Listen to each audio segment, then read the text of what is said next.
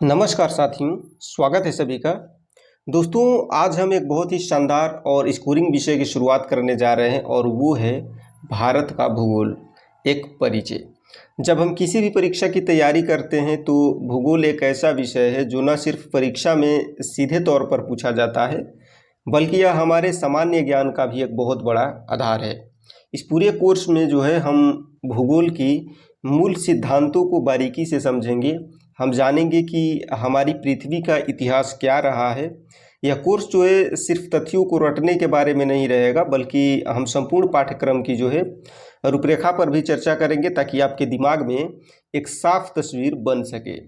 तो अपनी नोटबुक और पेन तैयार कर लीजिए, क्योंकि आज से भूगोल जो है आपके लिए कोई मुश्किल विषय नहीं, बल्कि एक दिलचस्प कहानी बनने वाला है। तो आइए शुरू करते हैं। दोस्तों, अब सबसे पहला और बुनियादी सवाल जो हमारे दिमाग में आता है वो ये है कि आखिर भूगोल क्या है। तो आइए इसे रटने के बजाय इसके शब्दों में ही इसका अर्थ को खोजते हैं। असल में भूगोल शब्द को दो मूल शब्दों से मिलकर के बनाया गया है, यानी कि भूगोल जो है दो मूल शब्दों से मिलकर के बना है। पहला शब्द है जियो, जिसका अर्थ होता है हमारी पृथ्वी या अर्थ, और दूसरा शब्द है ग्राफिया, जिसका अर्थ होता है वर्णन करना, यानी कि डिस्क्रिप्शन। अगर हम इन दोनों शब्दों को जोड़ दें तो जियो प्लस ग्राफिया का सीधा सा मतलब निकल करके आता है पृथ्वी का वर्णन। यानी कि इस विषय में हम अपनी पृथ्वी के हर एक पहलू का अध्ययन करते हैं। तो अब एक बहुत ही महत्वपूर्ण तथ्य जो अक्सर परीक्षाओं में पूछा जाता है, उसे याद रखिएगा। अगर आपसे पूछा जाए कि भूगोल के जनक या फादर ऑफ ज्योग्राफी जो है किसे कहा जाता है, तो आपका उत्तर होगा इरेटोस्थनीज। दोस्तों, इन्होंने ही सबसे पहले जो है भूगोल को एक अलग विषय के रूप में स्थापित करने का प्रयास किया। दोस्तों, पृथ्वी का वर्णन तो हमें करना है, लेकिन क्या पृथ्वी पर मौजूद हर चीज़ जो है एक जैसी है? बिल्कुल नहीं। इसलिए अध्ययन की सुविधा से जो है हम लोग भूगोल के प्रमुख घटकों को दो मुख्य भागों में बांटते हैं। पहला है प्राकृतिक या भौतिक भूगोल, यानी कि नेचुरल या फिजिकल ज्योग्राफी, और दूसरा है कृत्रिम या मानव भूगोल, यानी कि आर्टिफिशियल और ह्यूमन ज्योग्राफी। अब प्राकृतिक भूगोल में वे सारी चीज़ें आती हैं जो प्रकृति ने हमें दी है, जैसे कि ऊंचे ऊंचे पर्वत, विशाल पठार, बहती हुई नदियाँ और हमारे जीवन का आधार जो मिट्टी है, ये सब जो है प्राकृतिक भूगोल में आते हैं। दूसरी तरफ जब इंसान ने प्रकृति के साथ तालमेल बिठा करके कुछ नया बनाया तो वो मानव भूगोल का हिस्सा बन गया। इसमें शामिल है सिंचाई के लिए बनाई गई नहरें, हमारी कृषि व्यवस्था, आवाजाही के लिए यातायात और अर्थव्यवस्था को चलाने वाले उद्योग। इन दोनों घटकों के बीच का संतुलन ही हमारे पर्यावरण को चलाता है। दोस्तों, क्या आपने कभी सोचा है कि आज दुनिया का जो नक्शा हम देखते हैं, क्या वो हमेशा से ऐसा ही था? इसका जवाब हमें मिलता है महाद्वीपीय विस्थापन के सिद्धांत से। इसे वेगनर का सिद्धांत भी कहा जाता है। वेगनर ने दुनिया को एक बहुत ही चौंकाने वाली बात बताई। उन्होंने बताया कि करोड़ों साल पहले आज के जो है अलग अलग महाद्वीप एक ही विशाल भूखंड का हिस्सा हुआ करते थे। इस संपूर्ण स्थलीय भाग को जो है, यानी कि एंटायर लैंड मास को उन्होंने पैंजिया नाम दिया, और इस पैंजिया के चारों ओर जो संपूर्ण जलीय भाग था, यानी कि एंटायर वाटर बॉडी, उसे पैंथलासा कहा गया। कल्पना कीजिए कि एक विशाल महाद्वीप और उसके चारों ओर एक अंतहीन महासागर।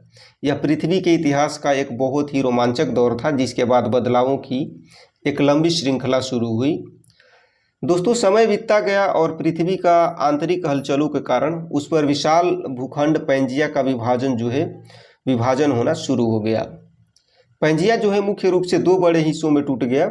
उसके उत्तरी हिस्से को अंगारा लैंड कहा गया। आज का यूरोप, एशिया और उत्तरी अमेरिका जो है इसी अंगारा लैंड के हिस्से हैं। वहीं पैंजिया के दक्षिणी हिस्से को गोंडवाना लैंड नाम दिया गया।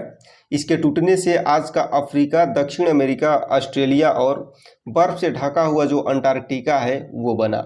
और सबसे दिलचस्प बात, हमारा अपना प्रायद्वीपीय भारत जो है ये भी इसी का हिस्सा था। यहाँ एक बहुत ही महत्वपूर्ण तथ्य नोट कर लीजिए कि जो परीक्षा के लिए बेहद ज़रूरी है। भारत का निर्माण जो है गोंडवाना लैंड से हुआ है। किससे? गोंडवाना लैंड से हुआ है। यानी कि India originated from Gondwana land, तो इसको याद रखिएगा। दोस्तों, गोंडवाना लैंड के अलग होने के बाद भारत की जो है अपनी एक अलग और महान यात्रा शुरू हुई।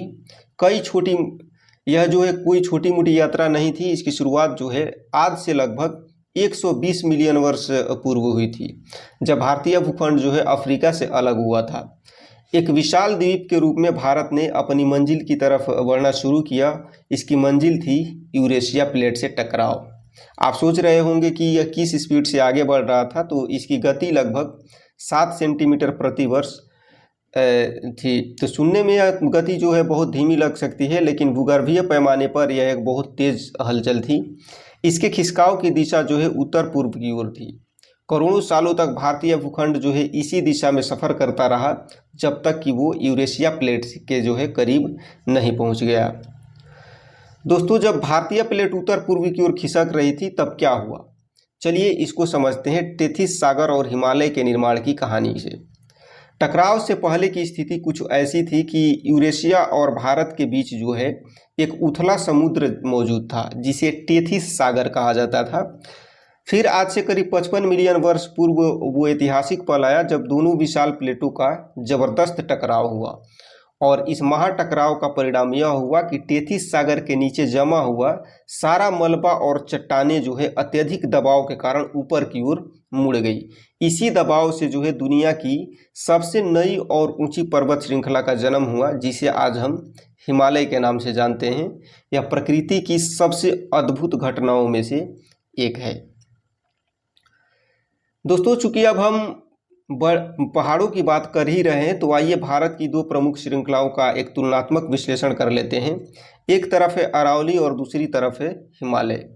आयु की बात करें तो अरावली जो है भारत की सबसे पुरानी पर्वत श्रृंखला है, जबकि हिमालय जो है दुनिया की सबसे नई पर्वत श्रृंखलाओं में से एक है।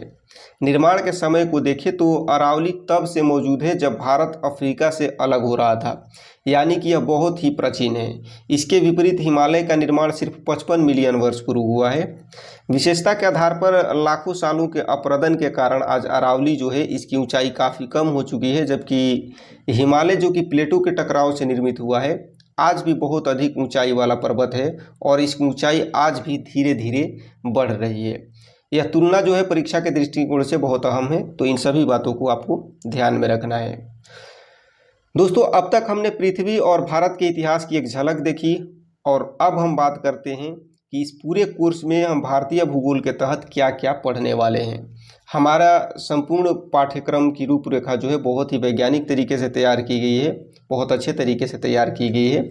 तो इस पूरे विषय में हम कुल 15 प्रमुख अध्याय पढ़ेंगे, जिन्हें हम 4 मुख्य भागों में बांटा है हमने। पहला भाग है भौतिक स्वरूप, जहां हम भारत की ज़मीन, पहाड़ों और मैदानों को समझेंगे, और दूसरा भाग है जल एवं जलवायु, जिसे हम नदियों और मौसम का अध्ययन करेंगे, और तीसरा भाग है प्राकृतिक संसाधन, जो कि हमें मिट्टी, जंगल और खनिजों के बारे में बताएगा, और चौथा और अंतिम भाग है मानव एवं आर्थिक भूगोल, जहां हम अर्थव्यवस्था और आबादी के पहलुओं को कवर करेंगे, और इसी ढांचे के अनुसार जो है हम आगे बढ़ेंगे। तो चलिए हमारे पाठ्यक्रम के पहले भाग भौतिक स्वरूप को थोड़ा विस्तार से देखते हैं।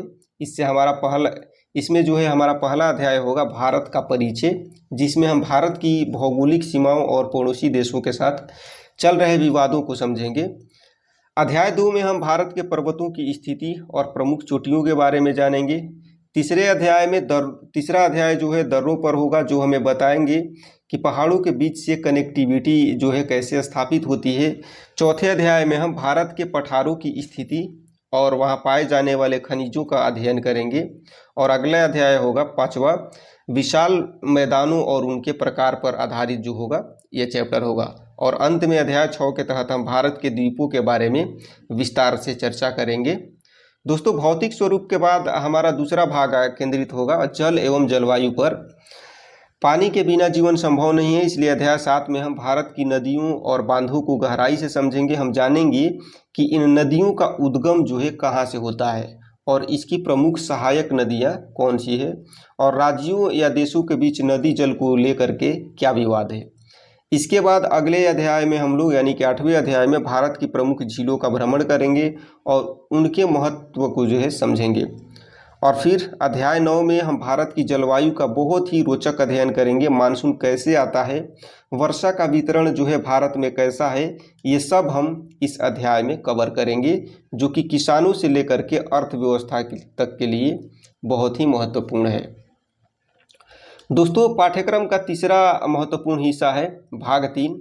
भाग 3 जो है प्राकृतिक संसाधन है। इस भाग में हमारा अध्याय 10 होगा, जो कि मिट्टी पर आधारित होगा।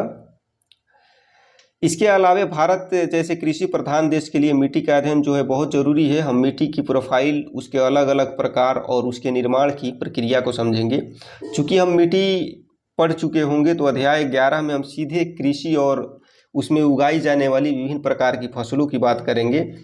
अगला अध्याय होगा 12, जिसमें हमें वनों की ओर ले जाएगा, जहां हम वनों के प्रकार और लेटेस्ट फॉरेस्ट रिपोर्ट जो है इसके आंकड़ों का विश्लेषण करेंगे। इसके अलावा हम खनिजों का भी अध्ययन करेंगे, जो हमारे उद्योगों की रीढ़ है। दोस्तों, कोर्स का आखिरी लेकिन सबसे डायनेमिक हिस्सा होगा भाग 4, मानव एवं आर्थिक भूगोल। ये वो हिस्सा है जहां हम भूगोल का सीधा संबंध मानव के विकास से जोड़ करके देखते हैं। इसमें हमारा अध्याय 14 जो है यातायात व्यवस्था पर होगा, चाहे वो सड़क मार्ग हो, रेलवे हो, जल मार्ग हो या फिर वायु मार्ग। भारत का ट्रांसपोर्ट नेटवर्क कैसे काम करता है और अर्थव्यवस्था में इसका जो है क्या योगदान है, ये सब हम इस अध्याय में पढ़ेंगे। और अंत में हमारा अध्याय 15 होगा जनगणना। देश की आबादी, साक्षरता दर, लिंगानुपात और डेमोग्राफी के तमाम महत्वपूर्ण आंकड़े जो हर प्रतियोगी परीक्षा की जान होते हैं, उन्हें हम यहाँ बहुत ही आसान ट्रिक के साथ जो है याद करेंगे। तो दोस्तों, ये था हमारे पूरे भूगोल के सफ़र का एक नक्शा। मुझे उम्मीद है कि आज की इस परिचयात्मक क्लास जो है, इससे आपको अंदाज़ा लग गया होगा कि हम किस दिशा में आगे बढ़ने वाले हैं। हमेशा याद रखिए कि भूगोल केवल रटने का विषय नहीं है, बल्कि पृथ्वी की कहानी को समझने का विज्ञान है। अगर आप इसे एक कहानी की तरह समझेंगे तो कभी नहीं भूलेंगे। तो दोस्तों, आज से हमारा सफ़र शुरू होगा और हमारे वीडियोस जो है बहुत लंबे नहीं होंगे। बहुत कम समय में बहुत ज़्यादा चीज़ों को पढ़ाने का प्रयास किया जाएगा और बहुत सरल और आसानी भाषा में। तो साथियों, आज के लिए बस इतना ही। हमारे अगले लेक्चर में हम अपने पाठ्यक्रम की विधिवत जो है शुरुआत करेंगे और हमारा पहला टॉपिक होगा भारत का परिचय। तब तक के लिए अपना ख्याल रखें, रिवीजन करते रहें। मेरे चैनल से जुड़ने के लिए आपका धन्यवाद। मिलते हैं आपसे अगली क्लास में। तब तक के लिए सभी को जय हिंद।